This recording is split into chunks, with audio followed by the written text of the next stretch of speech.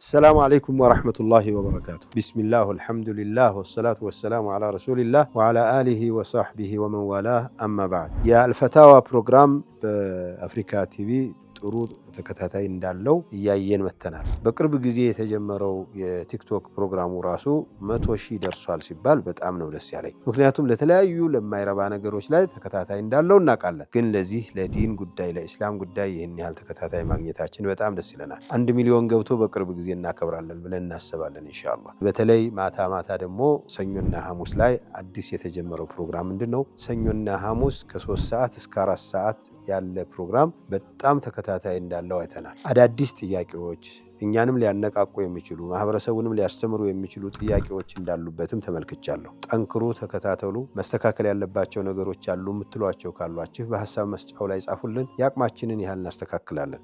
ጀዛኩሙላህ ኸይር። ወሰላሙ አለይኩም ወራህመቱላሂ ወበረካቱ።